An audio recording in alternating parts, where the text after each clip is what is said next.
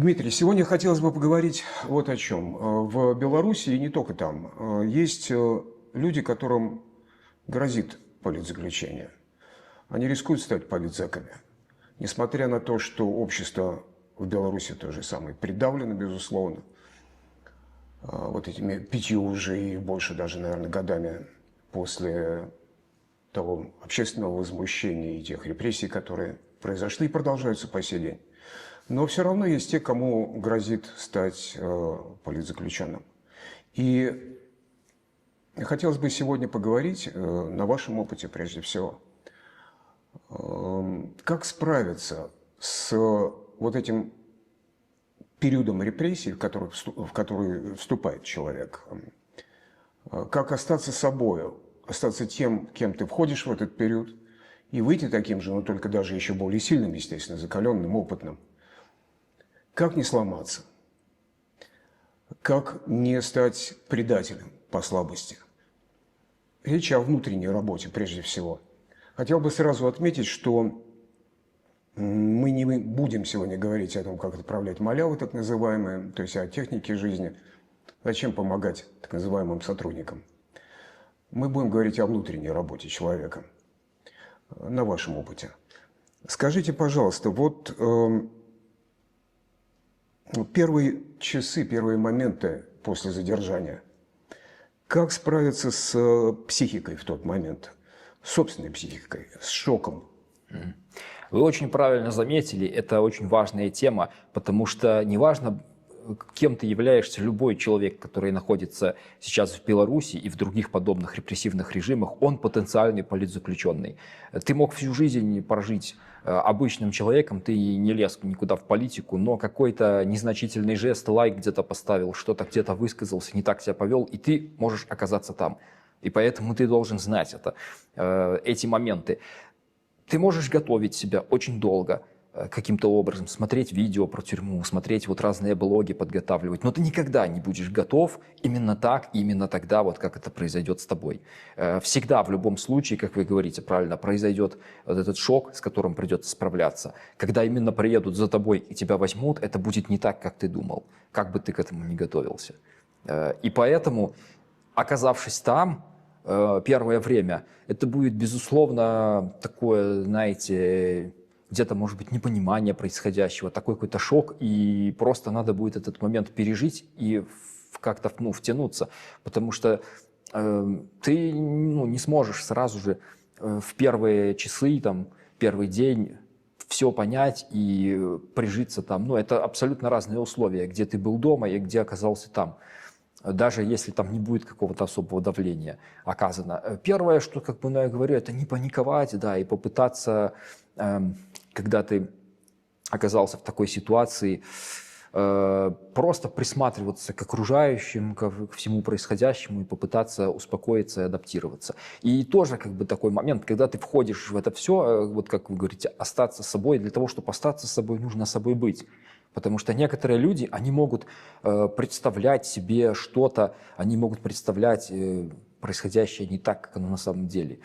Человек может подумать, что вот я там такой-то, представить политические эти все события и все эти моменты, там, да, политзаключения, каким-то идеалистическим ореолом овеять и подумать, вот, это так классно было бы, вот я вот, как бы было, если бы я это пережил. Но когда он столкнется с реальностью, он поймет, что на самом деле происходит. Ничего какого-то крутого там в этом нет. Это очень сложно психологически, и, как вы видите, что далеко не все это прошли. Поэтому первое время, да, вам надо будет адаптироваться, каким бы вы подготовленным ни были, вы все равно окажетесь в чужой среде, и вам будет там некомфортно первое время. Через какое-то время, там у каждого индивидуально, вы приспособитесь к режиму, вы поймете, что вообще происходит, и будете чувствовать себя уже более-менее легко. И тогда вам надо будет обратиться вот как раз к внутренним этим стержням. Для кого-то это может быть религия. Кто-то ищет поддержку в вере в Бога. Кто-то ищет поддержку в идеологии, если она есть. И тут выявляются истинные мотивы человека. Для чего он это сделал? Почему многие ломаются? Потому что у них нет этого стержня. То есть если человек пришел в политику за деньгами, за хайпом случайно, за какими-то профитами, то, оказавшись в такой ситуации, особенно долгосрочной, то есть тут является очень большим проверочным фактором это время. Оказавшись ненадолго, там, на сутки, там, на неделю, любой человек, в принципе, может это пройти, и это не показатель. Именно вот долгий показатель и такие рамки, которые, когда вот ты понимаешь, что ты скоро не выйдешь, то есть вот какая-то не безысходность, а такое, знаете, когда ситуация говорит о том, что придется там побыть долго. То есть ты оказался в таком моменте, что ты не знаешь, когда ты выйдешь и что вообще будет. То есть неопределенной ситуации. Когда ты смотришь, например, назад на разные такие события, ты видишь вот там политзаключенный 2010 года, вот тогда его посадили, вот он столько там прошел, вот ему там месяц-два продержаться, и потом уже там приняли какие-то санкции, и их выпустили, и все. Но это все задним числом. Когда ты находишься там, ты не знаешь, что будет наперед. И как оно будет там. Потому что я читал, например, мемуары политзаключенных 2010 года, 2011, сколько они просидели, как это все было. И каждый раз это не так. Я думал, вот там 8 месяцев, 10 месяцев прошло, вот сейчас какие-то изменения будет. Нет. Прошло 5 лет я просидел. А могло пройти 10 лет. А могло 20. Нельсон Мандела 26 лет просидел.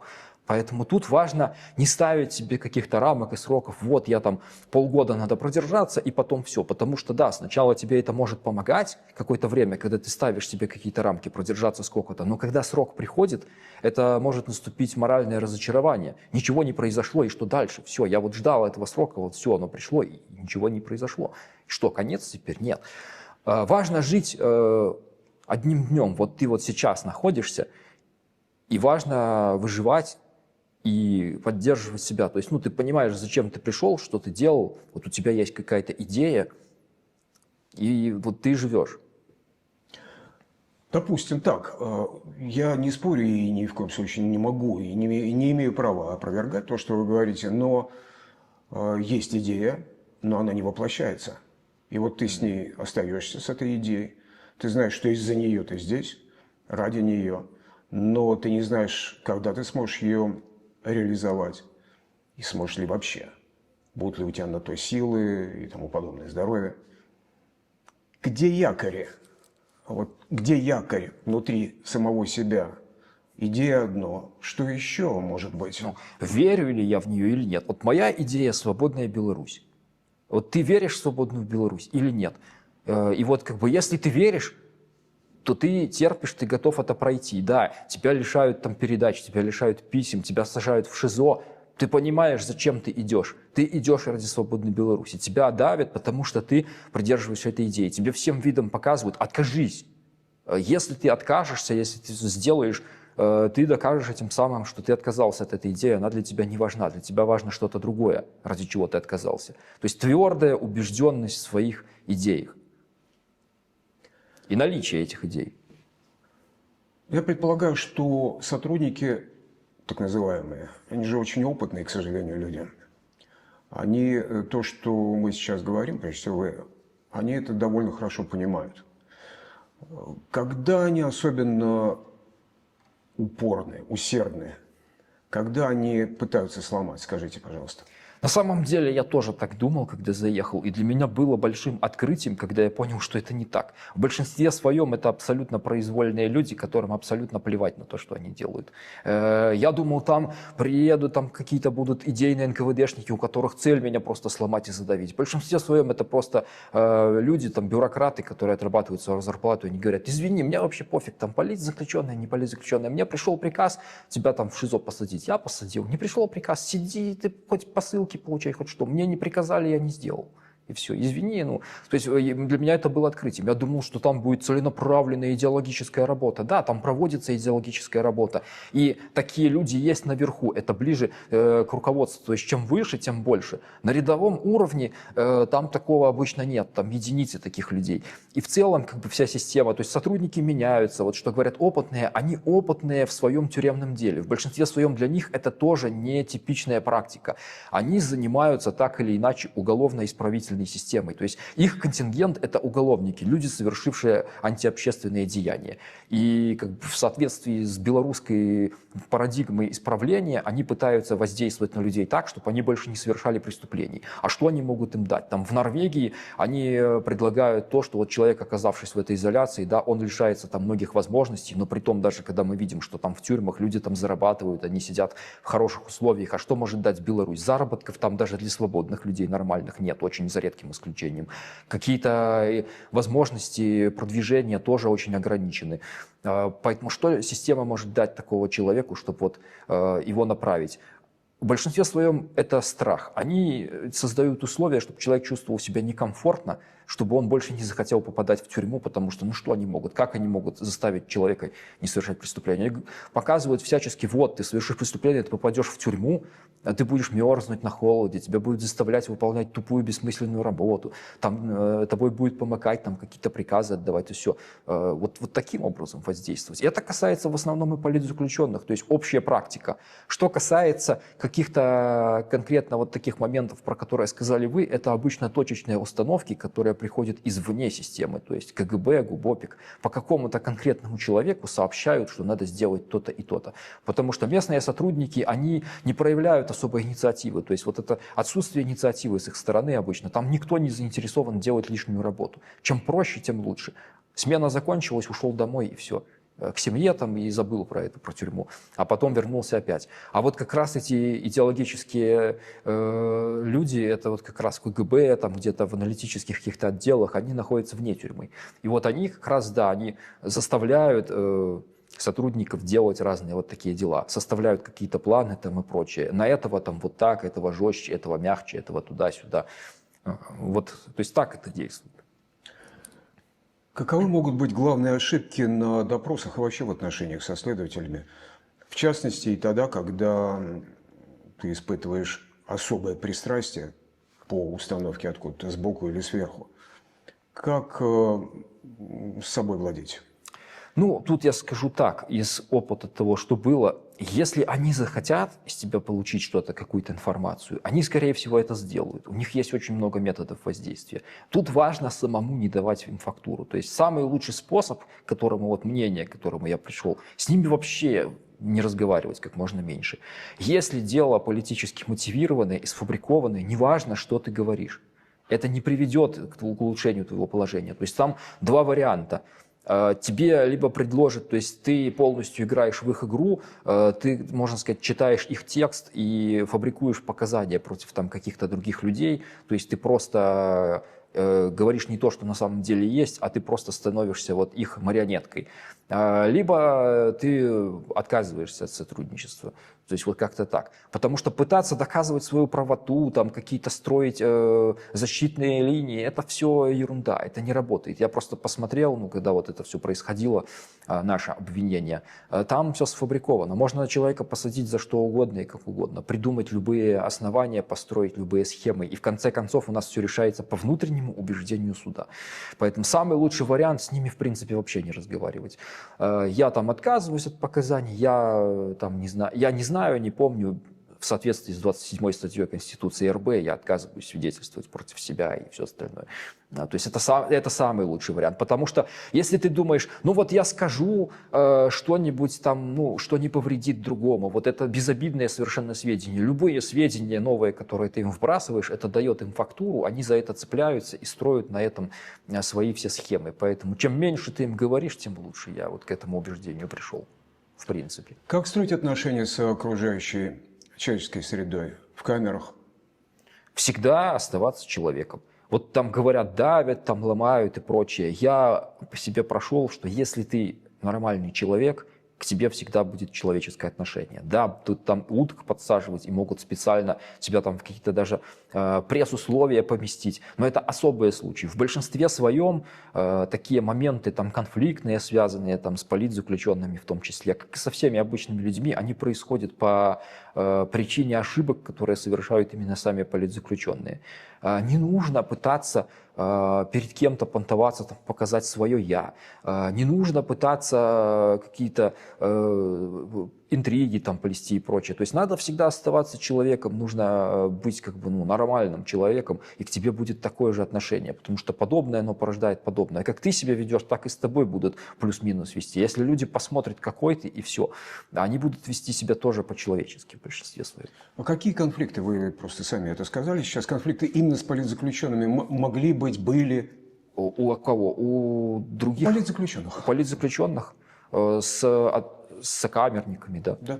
Ну, типично бытовые моменты, там, кто-то, допустим, что-то там делает, кто-то там, ну, противоположные взгляды там на какие-то вещи, бытовые какие-то моменты. У кого-то есть какие-то привычки, которые не нравятся там другим. То есть, ну, попытка свои убеждения кому-то навязывать. То есть очень разные моменты. Надо уметь уступать в нужный момент, нужно быть более тактичным, гибким, нужно помогать другим, надо, так сказать, где-то уметь отстоять свою позицию, но где-то надо понимать, когда не нужно ввязываться в какие-то споры, лучше промолчать, как можно меньше говорить, ну, лишнего особенно, и больше слушать, что говорят люди. Ну, то есть это тоже важно. Но может показаться, что в таком случае человек сам себя ставит, я бы сказал, такое более слабое, что ли, ну, ему так может показаться, слабое положение, зависимое положение, нет? А ты находишься там в зависимом положении в любом случае. То есть, когда ты там оказался, ты зависишь от системы, от условий, и поэтому тебе важно сохранить себя.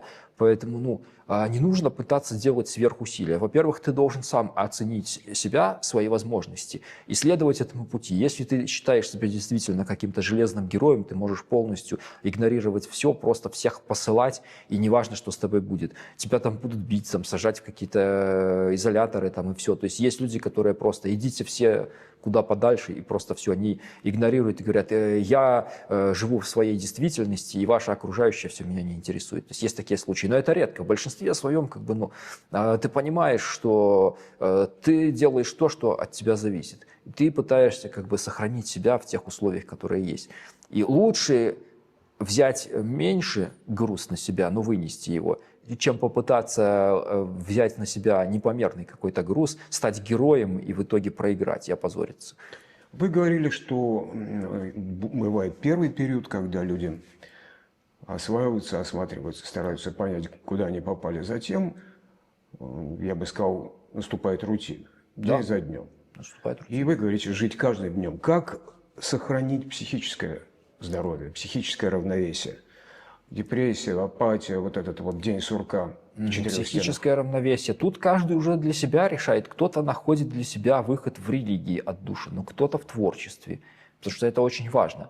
Если ты будешь тупо сидеть, втыкать в потолок, смотреть куда-то, ну, начнешь деградировать, то есть ты должен занять время, во-первых, распланировать свой день, да, занять свое внимание чем-то и попытаться использовать это время с пользой какой-то для себя. Что-то читать, учить, писать письма, заниматься творчеством, заниматься религией, то есть кто-то это делает. Кто-то там еще что-то там, да, пишет творчество литературное, там, да, пишет книги, там, рисует, что-то еще делает. А у вас как было? У меня как было, ну, 20-й год, 21-й я писал письма. Мне приходило очень много писем, и значительную часть я тратил на ответы. То есть, да, я первое время, там, 20-й год, не так много читал, потому что постоянно работал громко телевизор, было очень сложно работать, была камера такая на 24 человека, очень плотная. Ну, как фактически вот зал хрущевки, там 4 на 6 метров, и там 24 человека живет. То есть нары в середине, нары по краям, то есть вот узкие проходы, вот так буквой Т, и все. То есть там даже если все встанут, они едва ли смогут в проходе построиться. Поэтому, ну, это такой муравейник настоящий, действительно, это Шанхай. Название вот этого корпуса Шанхай, оно соответствует тому. И там просто, ну, ты находишь какое-то свое личное пространство. Вот я был на 3-м ярусе, я просто сидел там, раскладываю бумаги, письма, я сижу, пишу, читаю что-то, рисую, там, слушаю телевизор, играю в шахматы. То есть это могут быть игры настольные для кого-то. То есть тут каждый находит свое, это индивидуально, кто больше к чему склонен. Но надо обязательно что-то найти для себя, потому что если ты будешь просто, ты поддашься вот этому всему, то ты можешь впасть в депрессию, действительно, и могут приходить у некоторых, когда мысли даже там о самоубийстве или о том, чтобы сдаться. Ты просто, у тебя начнутся в любом случае в это время, когда вот эта рутина, внутреннее борение. Ты начнешь думать, стоит ли это продолжать действительно, к чему ты пришел, что будет дальше, то есть что ты вообще делаешь. И внутренние эти противостояния, они начнутся внутри. Каков стимул? Стимул выйти вот из таких исканий? Стимул выйти в том, что рано или поздно это закончится, и если ты действительно это делал не случайно, ты в это веришь, что ты понимаешь, что для чего ты делаешь. Вот эта внутренняя убежденность, она будет тебя поддерживать и вести вперед. Могут ли быть ситуации, когда ты незаметно для себя начинаешь существовать, громко говоря, играть по правилам администрации сотрудников? Смотря о чем идет речь. То есть, если взять режим содержания, то ты будешь играть по правилам администрации, ты будешь вставать в то время, в которое задано, ложиться там и так далее. Ты, если взять колонию, ты не сможешь говорить о многих вещах, допустим, свободно, потому что тебе просто не дадут это сделать. Допустим, идет война России с Украиной, официальная точка зрения, навязываемая государством, о том, что мы, Беларусь, то есть поддерживаем Россию, мы боремся там за святое правое дело, там Россия бьет фашистов и прочее, освобождает Украину. От кого освобождает? То есть любые попытки возмущения там, и всего остального открытого, когда ты, например, в комнате там, с телевизором, да, в ленкомнате ты будешь это комментировать, администрация будет пытаться их пресекать, чтобы ты не распространял альтернативную точку зрения среди других осужденных. Как она это делает, пресекает? Тебя будут сажать в ШИЗО, тебе будет вешать какие-то нарушения, то есть с тобой будет бороться. Тебе явно покажут, что ты не прав, там, все остальное. Насколько люди вокруг открыты и готовы сближаться, может быть, даже дружить, вот по вашему опыту, в лагере или в тюремном еще в режиме? В ШИЗО, в СИЗО там было намного проще в этом плане. Там, да, там все это более открыто. Что касается лагеря, тут я скажу, что даже это опасно сближаться. Во-первых, правила, сказанные давно когда-то Шаламовым, там, кажется, да, формула такая «не верь, не бойся, не проси», она действует до сих пор, она никуда не делась. Не нужно верить всем, то есть неважно, как человек, тебе будут подходить с открытой душой, тебе навязываться будет в друзья и говорить: да я там разделяю убеждения, да я сам тоже вот так вот делал, как и ты, и хотел бы там, допустим, то-то сделать. Тебе будет навязываться такие люди, то есть там, понимаете, особенно если взять такой режим, там строгий какой-то режим, там люди, которые годами сидели в тюрьме, они хорошо знают психологию, и люди, которые действуют от лица сотрудников, специально подосланные, они очень хорошо знают, что и как делать. Психологию заключенного, того, кто оказывается там в первый раз, не в первый раз, они знают подходы все эти, как вот тебе в доверие втереться, поэтому не нужно верить там никому, в принципе, вообще. Это тебе ничего хорошего там не принесет. Да, надо понимать, пытаться смотреть на людей, естественно, у тебя должны быть какие-то знакомые, с кем-то более близкие там отношения, с кем-то более дальние. Ты должен, естественно, какая-то разрядка эмоциональная должна быть, ты должен с кем-то говорить. Но важно понимать, с кем, о чем ты говоришь. И есть такие вещи, о которых там нельзя говорить ни с кем вообще. Какие степени сближения и какие дистанции удаления вы могли бы привести? С кем-то можно поговорить чисто на формальные темы, связанные там с работой, с режимом, там прочее. С кем-то можно там попить чая, поговорить на какие-то отвлеченные темы.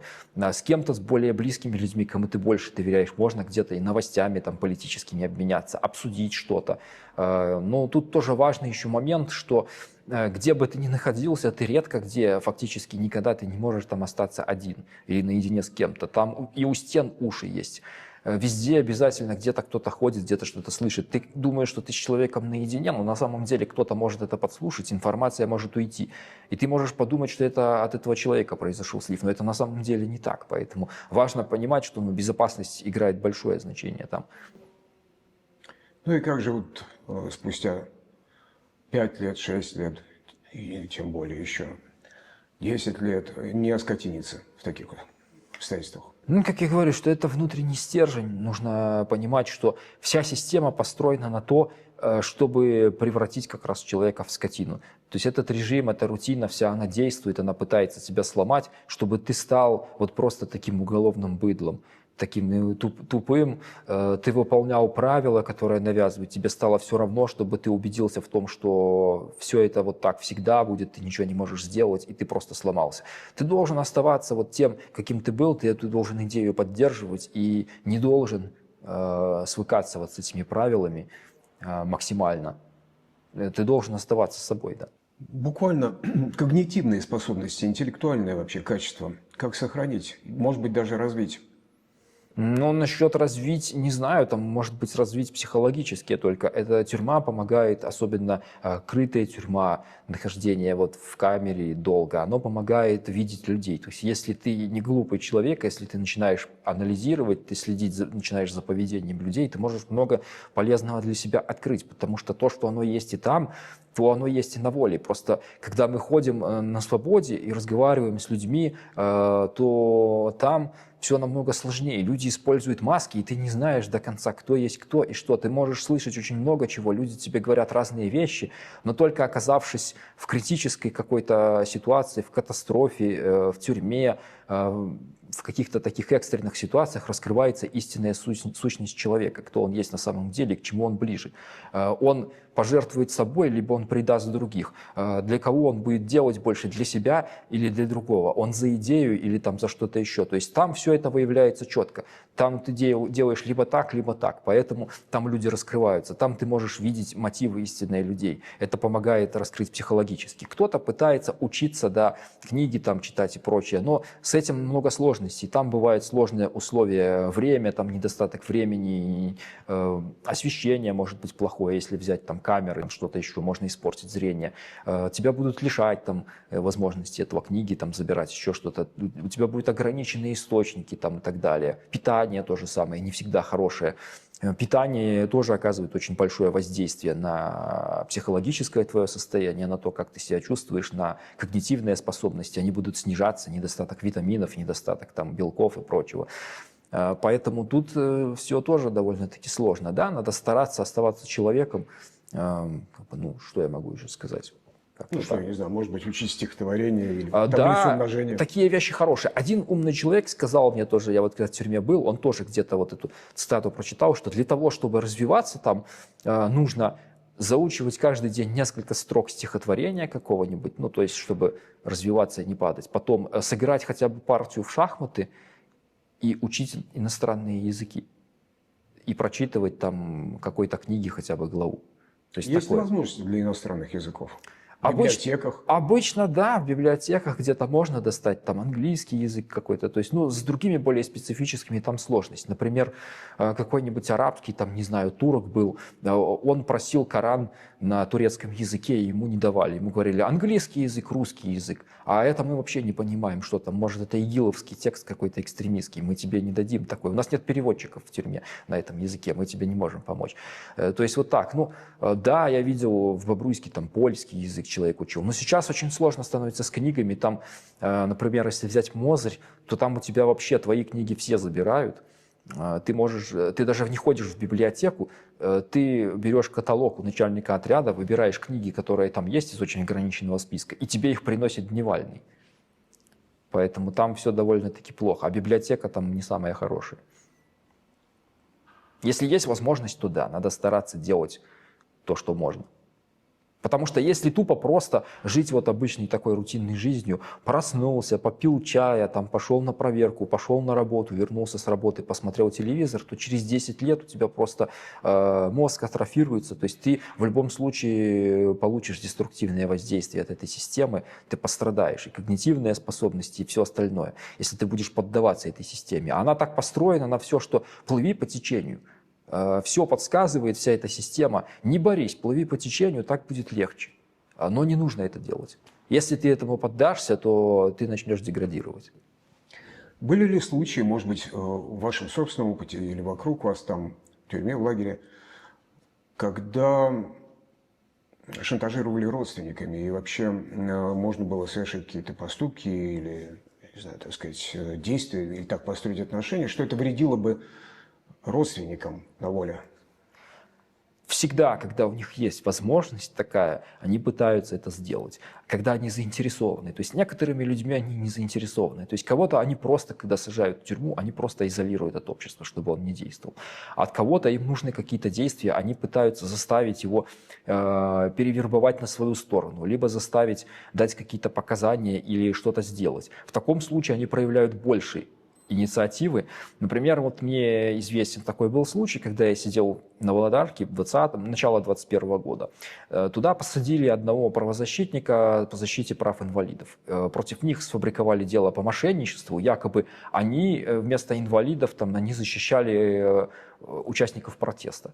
И это типа там что-то каким-то образом мошенничество. Вот человека этого вызывают в субботу, в недопросный день, приезжает КГБ к нему, он потом возвращается и рассказывает. Пришел КГБшник и говорит ему сразу: ну что, надо выходить отсюда, хватит сидеть тут, надо выходить.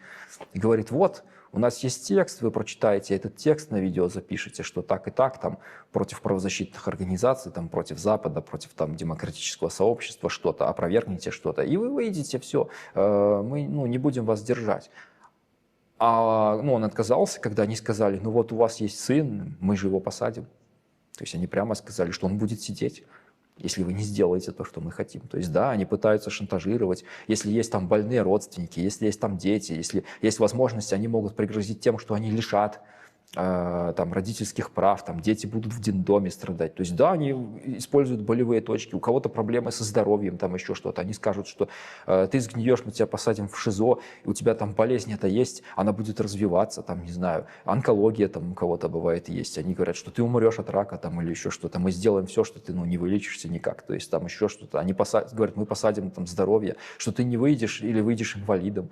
То есть да, они пытаются давить на такие точки, если они есть. Если им это надо, вопрос в том. Кто-то вообще выигрывал, идя на поводу, выполняя то, что от него требовали вот эти вот КГБ или другие сотрудники?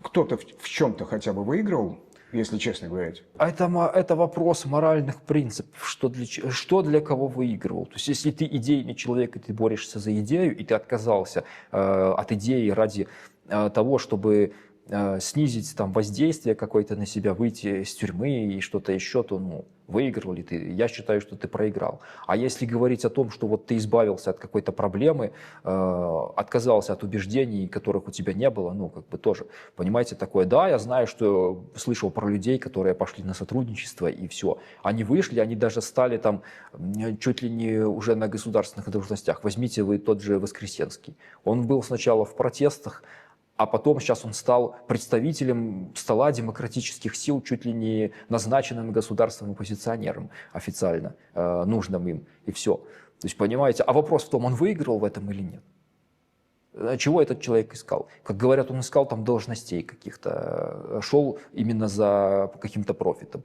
И этого не получил, и потом все. То есть, если у тебя нет идеи, то да, в принципе. Смотря чего ты ищешь. Дайте, пожалуйста, на собственном, на личном опыте 3 главных совета, лайфхака, если можно так сказать, тем, кто рискует стать политзаключенным. 3 лайфхака.